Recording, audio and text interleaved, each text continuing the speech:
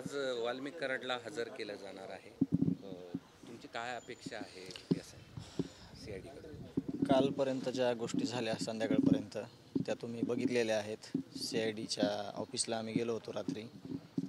आज तेली साहेबांची भेट घेणार आहोत। पण एक महत्त्वाची गोष्ट तुम्ही लक्षात घ्या, मी पण तुम्हाला काही प्रश्न विचारेल, तुम्ही मला त्याचं उत्तर देणं अपेक्षित आहे। खंडणी ते खून प्रकरण हे जे CID कार्यरत आहे त्या CIDनं दावा केलेला आहे म्हणजे त्यावरच PCR वगैरे आरोपींना भेटलेले आहेत। खंडणी ते खून प्रकरण ह्याच्यातले जे सगळे कटकारस्थान करणारे आरोपी आहेत, ह्याच्यात जे दोषी आहेत त्यांना 302 कलम लावून त्याच्यावर मोका अंतर्गत कारवाई करून त्यांना फाशीची शिक्षा झाली पाहिजे, ही माझी मागणी आहे।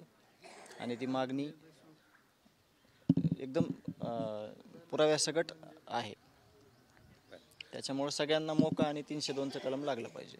आज कोर्टात हजर केलं जाणार आहे, तुमची काय अपेक्षा आहे न्यायालयाकडून की या सगळ्या? न्यायालयाकडून म्हणण्यापेक्षा सगळे जे प्रशासन आहे, जे डिपार्टमेंट आहेत, सगळे पोलीस प्रशासन आहे, CID आहे, SIT आहे, मुख्यमंत्री साहेब आहेत, त्यांच्याकडून एकच अपेक्षा आहे की माझ्या भावाला ज्या प्रकारे हत्या केली, माझ्या भावाची ही हत्या ही खंडणीतून झाली आहे। त्याची सुरुवात खंडणीतून आहे। खंडणी आणि खून प्रकरणातील आरोपी एकच आहेत।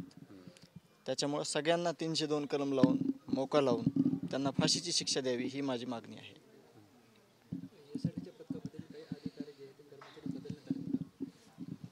त्याच्यात अजून काही बदल आहेत ते आम्ही सुचवलेले आहेत। ते आक्षेप कोणावरच नाही, ॲडिशनल नावं 2 आम्ही घ्यायला सांगितलेत, ते संध्याकाळपर्यंत येणं अपेक्षित आहे। माझं आत्ता बोलणं झालंय, त्यानंतर ते येतील अशी अपेक्षा आहे मला।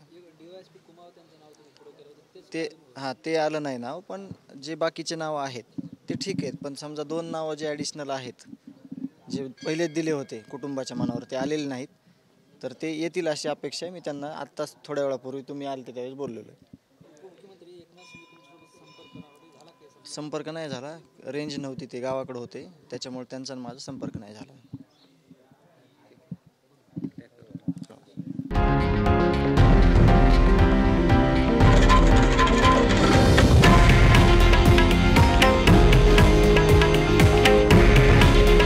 हे आहे देशातील नंबर 1 न्यूज नेटवर्क आणि आपण पाहत आहात TV9 मराठी। काळजी तुमची, हित महाराष्ट्राचं।